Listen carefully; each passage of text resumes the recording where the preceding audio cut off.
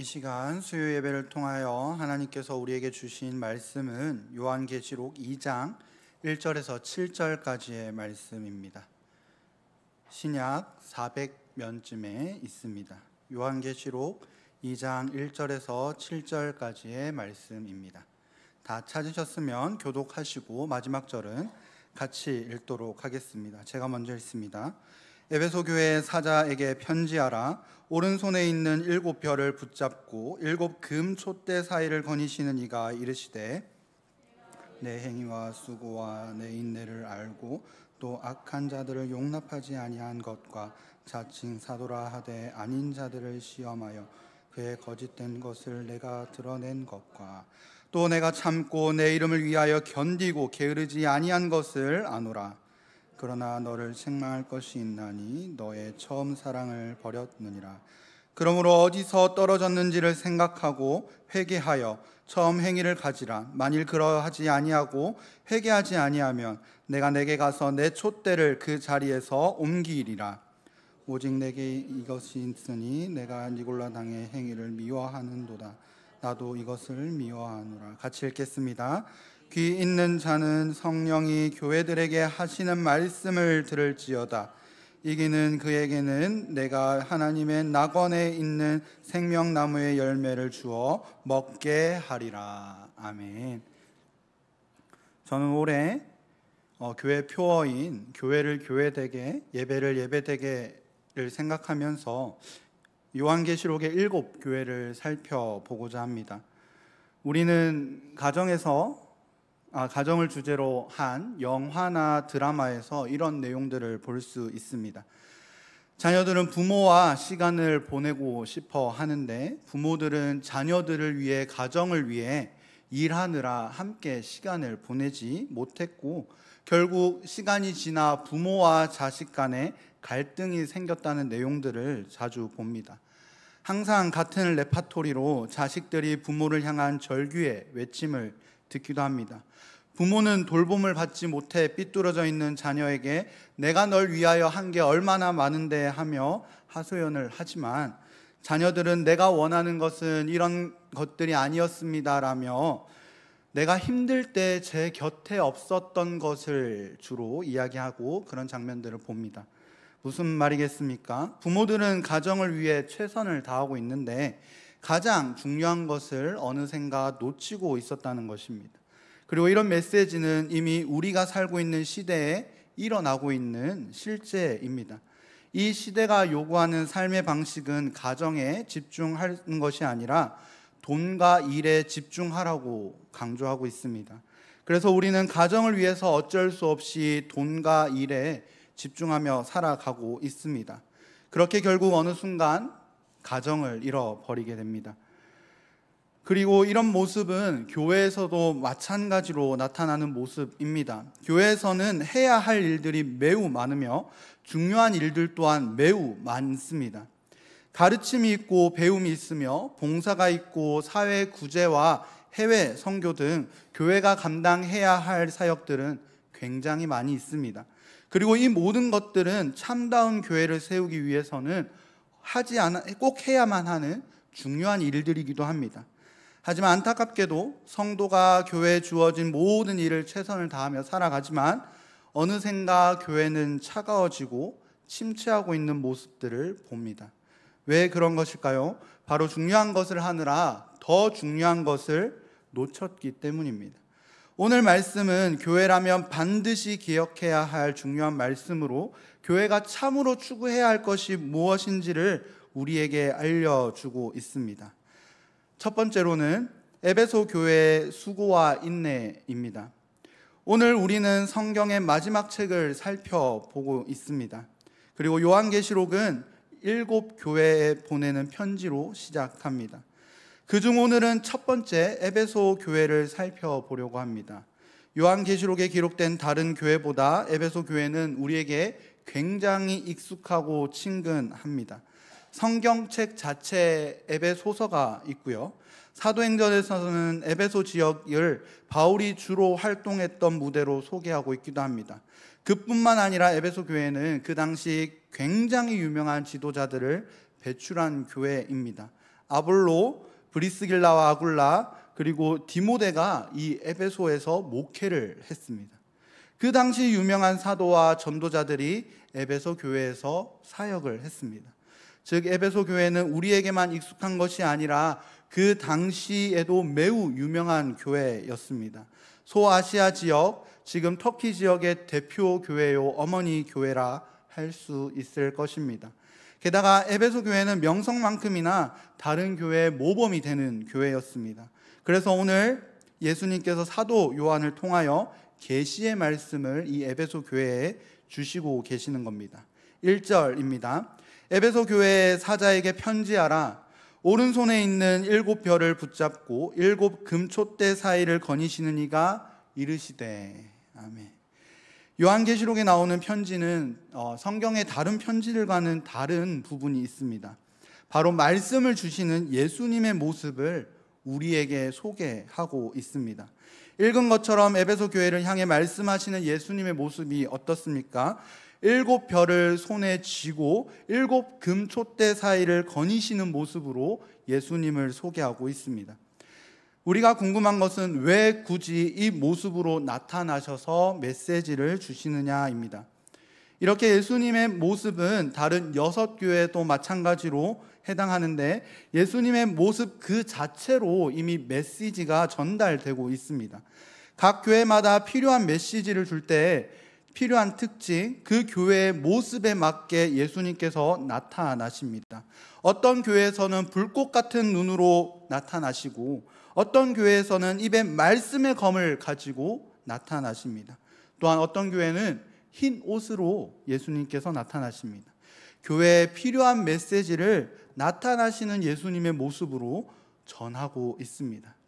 7별과 7 금촛대는 어떤 것을 의미하느냐 하면 이미 1장 20절에 7별과 7 금촛대를 설명하고 있습니다. 7별은 7 교회의 사자, 즉 목회자 혹은 성도들의 대표입니다.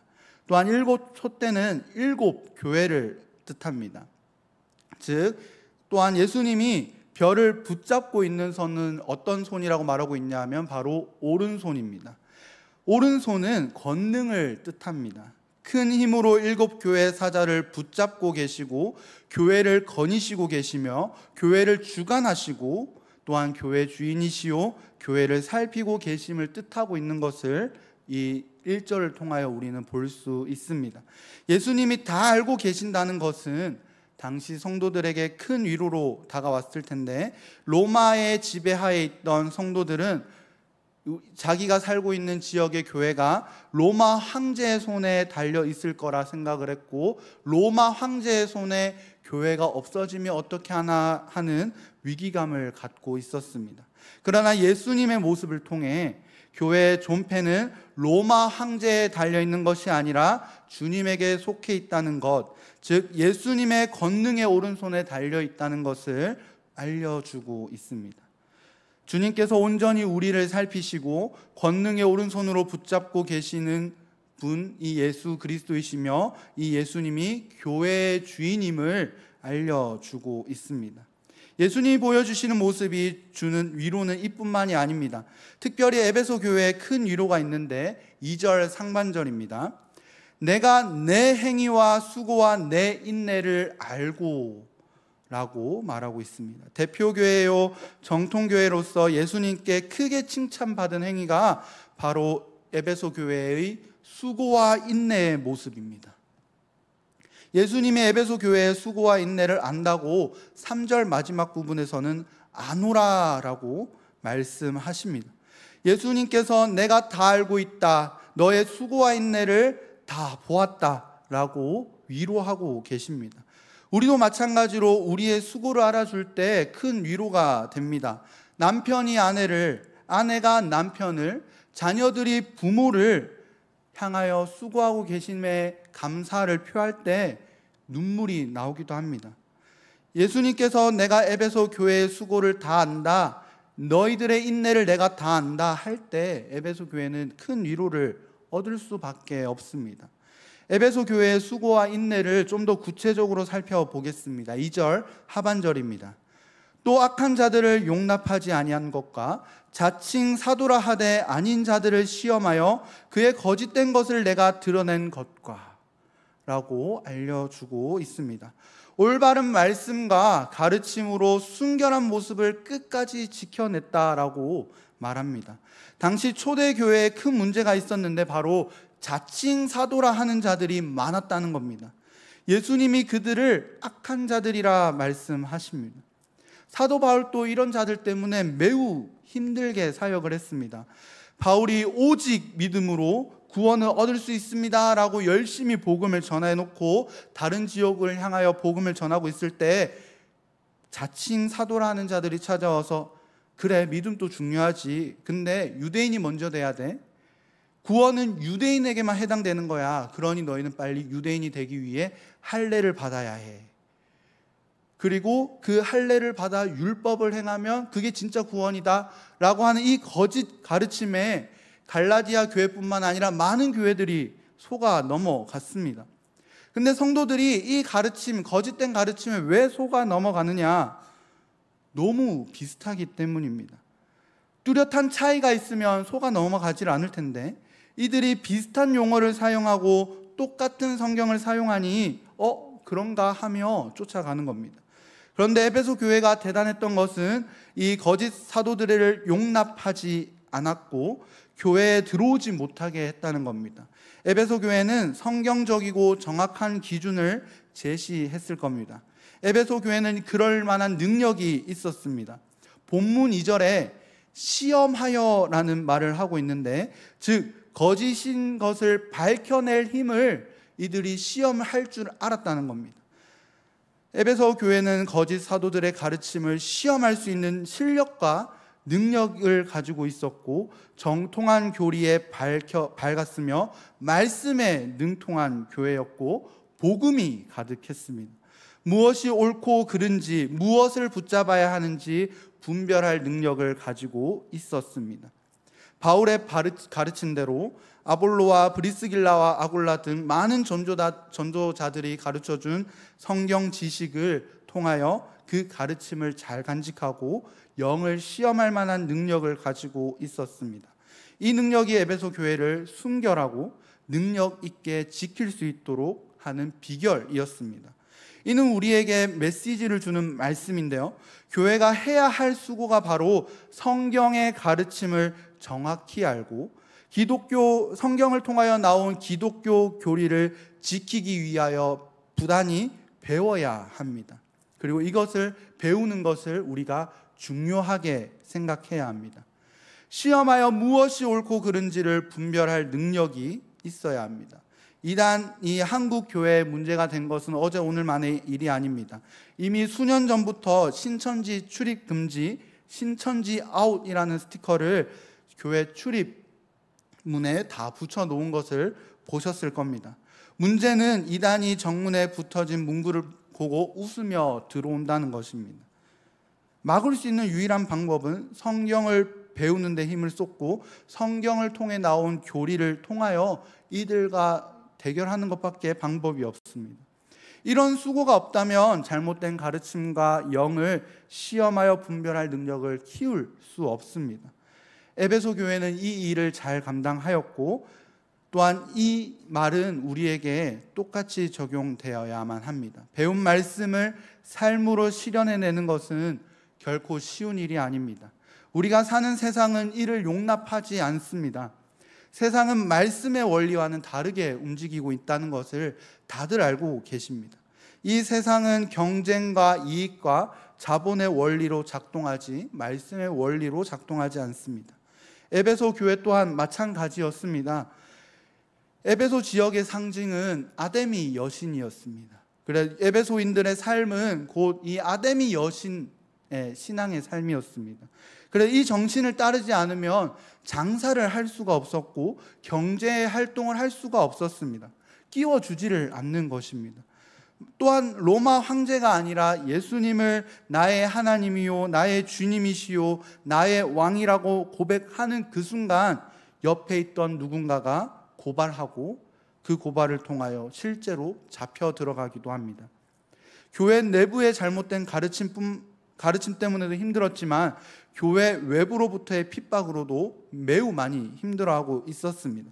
그런데 에베소 교회는 3절을 통하여 말하고 있는데, 또 내가 참고 내 이름을 위하여 견디고 게으르지 아니한 것을 아노라라고 말씀하시며 에베소 교회의 인내함을 분명하게 이야기하고 있습니다. 이 모든 것을 견디고 참고 인내했습니다. 흔들리지 않았습니다. 교회 내부와 외부의 모든 어려움을 다 극복해 나가면서도 정통교회로서의 역할을 감당하였습니다. 우리도 마찬가지입니다. 성경을 배우고 그 지식을 간직하는 수고를 마다하지 않는 것, 무엇보다 말씀의 원리대로 살아가려고 인내하는 것을 포기하지 않기를 소망합니다. 특히 우리 천호교회도 역사와 정통이 있는 교회입니다. 오래된 교회입니다. 그렇다면 우리에게도 책임이 있습니다. 그 몫을 감당하기를 소망합니다. 그럴 때 예수님이 인정해 주시며 다 안다 위로해 주실 것입니다. 두 번째로는 에베소 교회의 치명적인 위협을 살펴보고자 합니다. 이처럼 7 촛대를 거니시는 주님은 에베소 교회의 모든 행위를 다 알고 그들의 수고와 인내를 인정하고 계십니다. 그러나 성도 여러분, 우리가 기억해야 할 것이 있는데, 하나님께서 모든 것을 다 안다라는 것은 우리에게 위로가 되지만 어떨 때는 두려운 일이기도 합니다. 왜 그렇느냐 하면 우리가 숨기고 감추었던 것들까지도 우리 하나님이 다 보고 계시고 알고 계신다는 겁니다. 완벽해 보였던 에베소 교회도 이 예수님을 피할 수 없었습니다. 충격적이게도 에베소 교회는 치명적인 위협에 있었는데 4절입니다. 그러니 너를 책망할 것이 있나니 너의 처음 사랑을 버렸느니라. 여기서 에베소 교회의 치명적인 위협은 무엇이라 볼 수 있느냐 하면 처음 사랑을 버렸다는 것입니다. 그리고 주님은 이것을 책망하고 계십니다. 이 말은 불쾌감을 표시할 때 사용하는 언어로 매우 강한 부정적인 표현인데, 그만큼 에베소 교회가 예수님 앞에 위험한 상태라는 것을 보여줍니다. 에베소 교회는 정통교회로서 이 분별을 할 수 있는 능력이 있는 교회였지만 이 성경 지식이 점점 더 옳고 그름의 기준으로만 사용하고 있었습니다. 무슨 말이냐? 누가 이단인지 이단인지를 넘어서 누가 나랑 다른지를 판단하는 도구로 사용했다는 겁니다. 그러면 어떤 현상이 일어났냐 하면, 예를 들어서 우리 교회에 새 가족이 왔습니다. 그러면 우리는 당연히 환대를 할 것입니다. 근데 저 사람이 어떤 신학 사상을 가지고 있는지, 삐뚤어진 데는 없는지, 신천지는 아닌지, 아니면 나랑 다른 색깔을 가지고 있는 건 아닌지 하며 그 사람에 대하여 날카로운 시선으로 바라봅니다. 게다가 에베소 교회는 인내를 경험한 교회였습니다. 지금 또 이들은 박해를 견디고 있는 상황이었습니다. 사람이 자꾸 이런 상황에 놓이게 되면 시야가 좁아지고 경직되는 경우가 있습니다. 오히려 분란의 원인이 되기도 합니다. 끝까지 인내하는 사람들이 있는가 하면 어떤 사람들은 넘어지기도 합니다. 어떤 사람들은 중간에 넘어지기도 합니다. 포기하기도 합니다. 그때 인내했던 사람들이 중간에 포기하고 쓰러졌던 사람들을 향하여 난 고통당하고 있었는데 당신들은 포기했잖아 라며 비교하기 시작하고 싸우려고 합니다. 난 끝까지 버티고 있을 때 당신들은 도망쳤잖아, 당신들은 그때 없었잖아 라며 정죄를 하기 시작합니다. 그러면 결국 갈라지는 겁니다. 인내한 것은 매우 칭찬받을 일입니다. 그러나 인내의 결과가 항상 선하게는 나타나지 않습니다.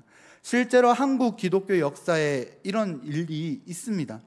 일제감정기 때 한국 교회는 신사 참배가 우상 숭배냐 아니냐 가지고 갈등으로 치닫고 있었습니다. 그때 한국 교회는 시험하고 분별하여 신사 참배가 우상 숭배라는 것을 드러냈습니다. 그리고 그들 중에 끝까지 말씀에 순종하여 옥고를 치르고 매질을 당하며 수많은 고문과 박해를 견딘 분들이 많이 있습니다. 문제는 그 다음이었습니다.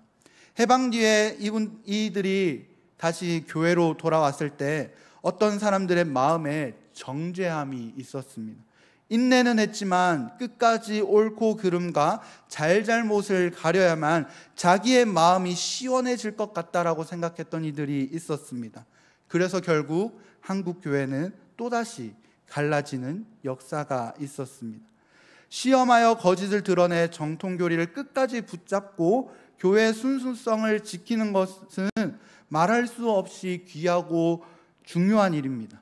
그러나 그 일을 위하여 고통과 어려움을 당해 끝까지 인내하는 성도와 교회가 보석 같은 존재이지만 그것을 정죄하는 것으로 사용해서는 안 됩니다. 그러나 이 모든 것의 최종 목적이 무엇이 되어야 하는지, 왜 수고하고 왜 인내하고 있는지 한번 다시 생각하길 원합니다. 바로 최종 목적은 오른손에 7뼈를 붙들고 계신 예수 그리스도를 알고 그분을 사랑하는 그 자리로 나아가기 위함입니다. 예수 그리스도께서 보여주신 사랑이 우리 가운데 나타나게 하는 것이 최종 목표입니다. 그런데 어느 순간 이 중요한 목표가 사라지고 성경 지식이나 교리의 옳고 그름만 판단하며 누가 인내했니 안 했니만 다투는 그 모습만 중요해지고 있는 그 상황들을 우리는 보게 되고 하나님은 어느 순간 사라져 있는 것을 발견할 것입니다. 아까 전에 가정을 처음 서두에 이야기를 했습니다. 가정을 위해 열심히 일에 몰두한 결과 가정이 사라진 것처럼 교회의 중요한 일에 최선을 다했지만 가장 중요한 것을 놓쳐버리지는 않았습니까? 예수님은 이런 상태를 처음 사랑을 버린 모습이라 말씀하십니다. 그러니까 처음 사랑이라는 것은 처음 복음을 듣고 회심했던 그 구원의 감동, 마치 수련의 마지막 날 밤에 울면서 기도했던 그 뜨거움, 그 감정을 이야기하는 것이 아닙니다. 물론 이것도 포함하지만 더 중요하고 더 핵심적인 것은 처음 사랑이 바로 예수 그리스도의 사랑인 것입니다. 5절 상반절입니다. 그러므로 어디서 떨어졌는지 생각하고 회개하여 처음 행위를 가지라. 예수님이 처음 행위를 가지라 말씀하고 계십니다.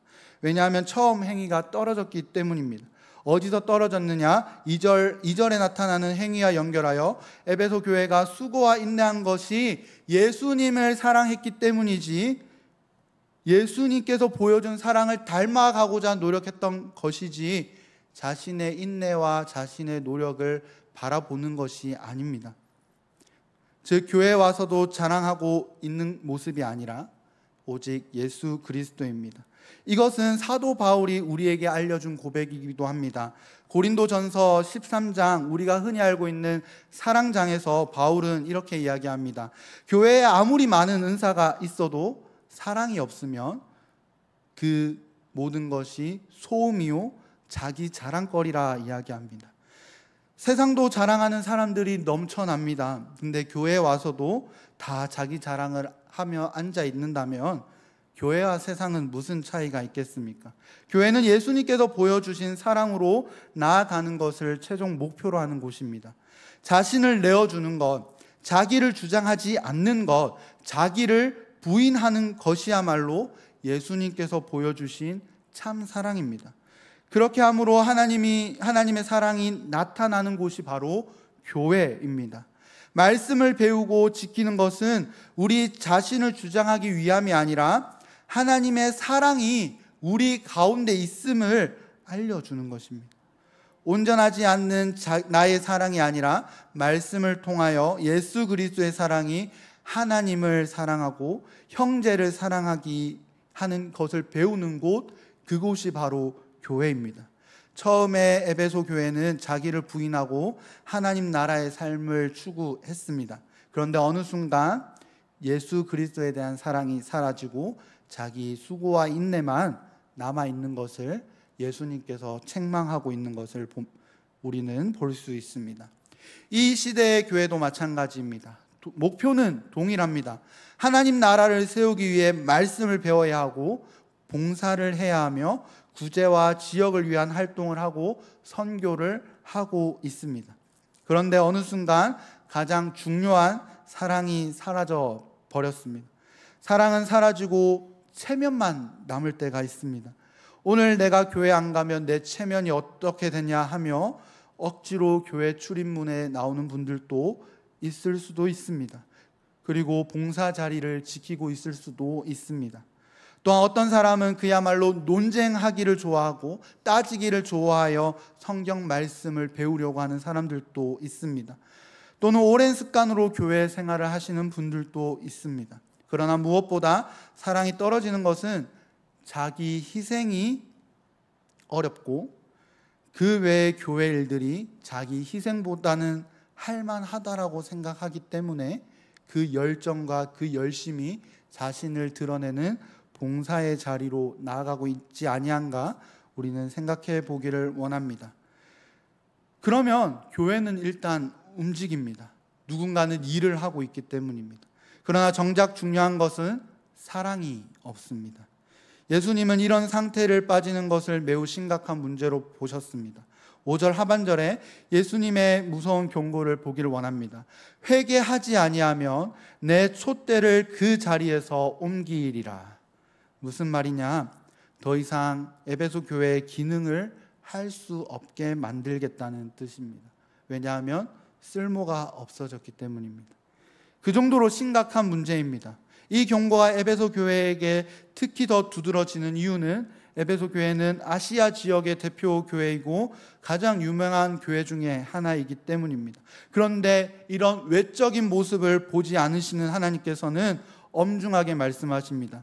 아무리 유명한 교회라 할지라도, 아무리 유명한 전도자들이 말씀을 가르쳤다 할지라도, 유명한 사도들이 말씀을 가르쳤다 할지라도 하나님 기준에 합당하지 않으면 그 촛대를 언제든지 옮기신다는 것입니다.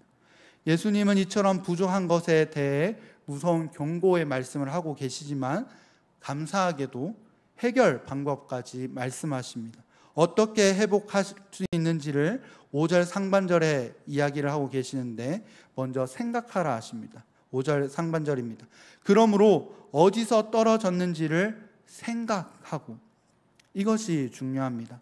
먼저 생각해야 합니다. 그럼 그 생각을 통해 회개에 이르고, 회개는 처음 행위, 처음 사랑을 회복하게 할 겁니다. 그렇다면 여기서 생각하는 것은 무슨 뜻이냐? 생각한다는 것이 무슨 뜻이냐? 과거를 생각하라는 겁니다. 특별히 이것은 구약 선지자들의 외쳤던 메시지요, 사도 바울도 교회에 전했던 메시지입니다. 기억하라. 하나님께서 이스라엘 백성을 어떻게 구원하셨는지 기억하라. 마찬가지로 신약에서는 어떻게 하나님께서 너희들을 살리셨는지, 예수 그리스도를 왜 이 땅에 보내시고 왜 죽게 하셨는지를 생각하라라고 메시지를 전합니다. 그 생명값으로 우리를 사셨는지 그 구원의 의미를 다시 생각하라라고 말을 합니다. 그러면 주님께서 나를 구원하신 목표가 있었네, 또한 목적이 있었네, 내가 그 중요한 것을 놓치고 있었네라는 것을 깨달아 처음 행위, 처음 목표로 돌아갈 수 있는 것입니다. 또한 다행히도 에베소 교회는 다시 회복할 만한 자질이 있었습니다. 에베소 교회는 바로 어떤 부분에 자질이 있느냐? 6절입니다. 오직 내게 이것이 있으니 내가 니골라 당의 행위를 미워하는도다. 나도 이것을 미워하노라. 나중에 니골라 당을 다루게 될 것입니다만 당시 율법주의 다음으로 나온 이단 정도로만 우리가 살펴보려고 합니다. 여기서 중요한 것은 에베소 교회가 여전히 자기의 마음을 하나님의 마음에 일치시킬 줄 아는 교회였다는 겁니다. 자기 특기를 살려 니골라 당을 미워했습니다. 에베소 교회는 그럴 능력과 자질이 있었습니다. 그러니 다시 생각하고 회개하여 처음 사랑, 처음 행위를 가지라는 겁니다. 교회 주인이신 예수님께서 우리 천호교회를 한자리에 오랫동안 지켜주시고 보존하신 이유도 있습니다. 예수님의 마음과 일치하는 것이 우리 교회에도 있는 줄 압니다. 우리 천호교회에 이런 자질이 있다고 저는 믿고 있습니다. 그렇다면 우리 또한 처음 사랑을 생각함으로 예수님과 더욱 일치하고자 노력하는 우리들이 되어야 할 줄 믿습니다. 마지막으로는 이기는 자에게 주시는 상입니다.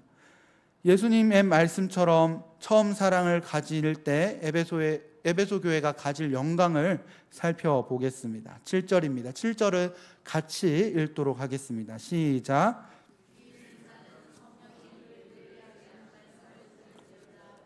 이기는 그에게는 내가 하나님의 낙원에 있는 생명나무의 열매를 주어 먹게 하리라. 아멘. 생명나무의 열매를 먹는 영광을 하나님께서 약속하십니다.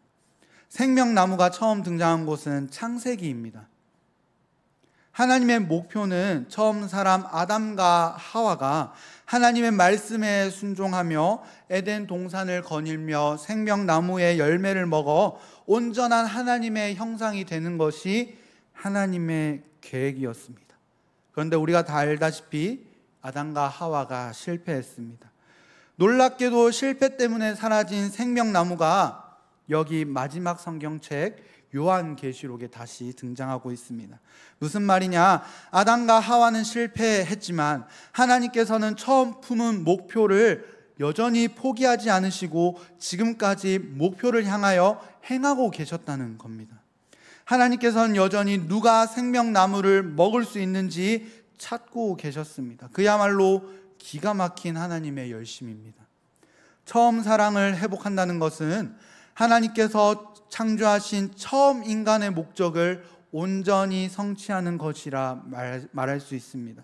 즉 처음 사랑의 회복은 하나님의 형상을 온전히 이뤄내는 것이자 아담과 하와가 실패했던 그 일을 해내는 것이라 말씀하고 계십니다. 성패가 처음 사랑을 가지는 것에 달려 있습니다.